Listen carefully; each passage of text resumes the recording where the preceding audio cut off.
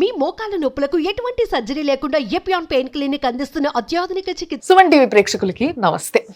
So ఈరోజు కొంతమంది ayurvedic డాక్టర్లు వీళ్ళు కూడా చెప్తూ ఉంటారు, అంటే పెద్దవాళ్ళు అండ్ కొంతమంది అలోపతిక్ డాక్టర్స్ కూడా చెప్తూ ఉంటారు ఏంటి అని అంటే, పెరుగన్నం మంచిదన్న విషయం మనకు తెలుసు, మంచి పెరుగన్నం తింటే. కానీ దీన్ని రాత్రి ఫస్ట్ అన్నం నీళ్ళలో నానబెట్టుకొని పొద్దున్న లేసి దాంట్లో పెరుగు కలుపుకొని తినే పద్ధతి ఏదైతే ఉందో, అంటే చద్దన్నం అని మనం అంటూ ఉంటాము, అది తినడం వల్ల ఇమ్యూనిటీ విపరీతంగా పెరుగుతుందని ఈ మధ్య మీరు చాలా వీడియోలు చూసుంటారు యూట్యూబ్లో. అసలు ఇది నిజమా? తింటే అసలు సద్దన్నం తయారు చేసుకోవాల్సిన విధానం ఏంటి? ఈ విషయాన్ని ఈరోజు మనము senior most nutritionist, health and wellness coach ఆవిడే శ్రద్ధ వ్యాస్ గారు, ఆవిడే మన స్టూడియోలో ఉన్నారు, ఆవిడని తెలుసుకుందాం. మ్యామ్ నమస్తే. నమస్తే. సో మ్యామ్, యాక్చువల్గా పెరుగన్నం అనేది నాకు తెలిసి మాక్సిమం అందరూ తింటారు. కొంతమందికి పెరుగంటే పడదు, వాళ్ళు అసలు పెరిగే ముట్టుకోరు. ఇది పక్కకు పెట్టేస్తే యాజ్ అ సౌత్ ఇండియన్స్ ఇక్కడ ముఖ్యంగా, అంటే నార్త్ ఇండియాలో కూడా like they have their own foods, vada pav ఒక సైడు, అట్లా ఒక్కొక్కరు ఒక్కొక్కటి, పూరీలు అవి ఇవి. బట్ ఇక్కడ మాత్రం ఎక్కువగా ఇడ్లీలు, దోశలు ఇవన్నీ తింటారు. ఇవన్నిటికన్నా కూడా పెరుగన్నం, రాత్రి పెట్టుకున్న చద్దన్నం ఏదైతే ఉంటుందో దాన్ని పొద్దున్న తినడం వల్ల ఇమ్యూనిటీ బాగా పెరుగుతుంది అని చెప్పేసి విన్నా నేను. Is it true? Yeah, definitely it is true. Okay. So it is like a superfood. It has gained more popularity.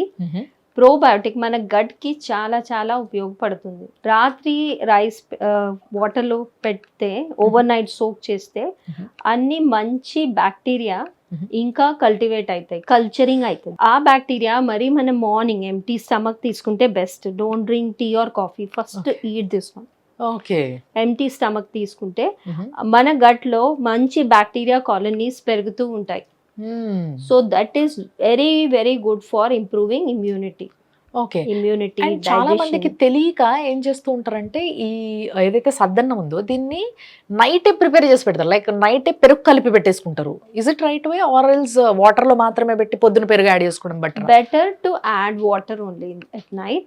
Morning curd ఇంకా అన్ని స్పైసెస్ యాడ్ చేసి, ginger, garlic, all everything you can add, black pepper.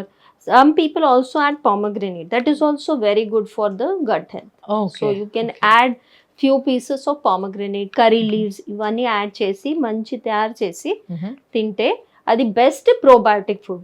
You don't need any tablets. If you are having some gut inflammation, that will come down with this. It's like a superfood. Okay, like ఎన్ని రోజులు తింటే బాగుంటుంది అంటారు? ఎప్పటికి తినొచ్చా? Especially 2 weeks you do it, your gut will improve, then you can stop. Again 3-4 weeks తర్వాత మరి ఒక సైకిల్ అట్లా చేస్తే best. Okay, that is a good way.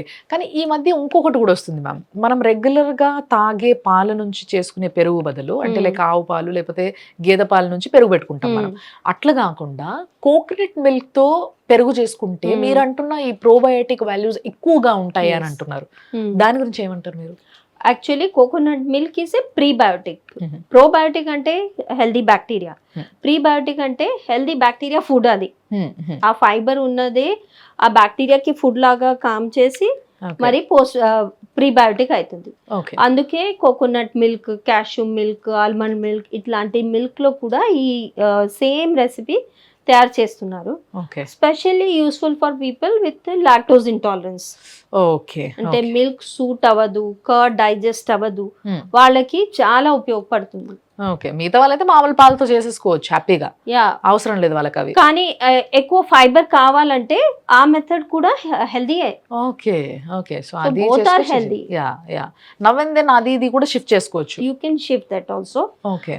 But method of making coconut milk, almond milk కొంచెం time పడుతుంది. Soya milk. So once you prepare that, then you make the curd out of it, then you make the rice.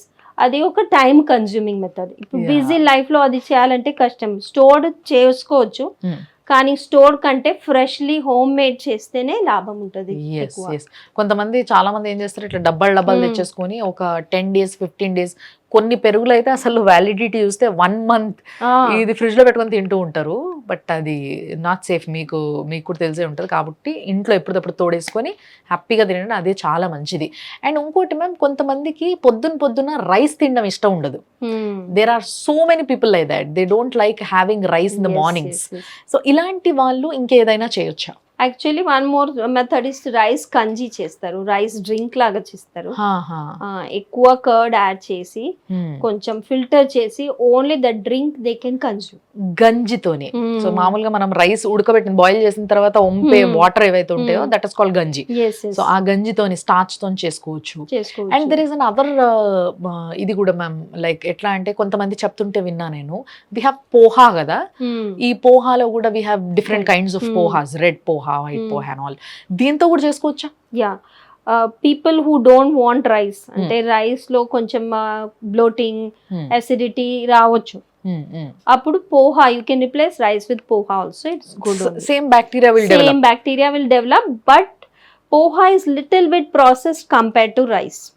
Rice అంటే original, poha again it goes through a method to form poha from the rice. ఆ process లో కొన్ని nutrients తగ్గుతాయి, అందుకే మీకు rice suit అవుతే ఇది best.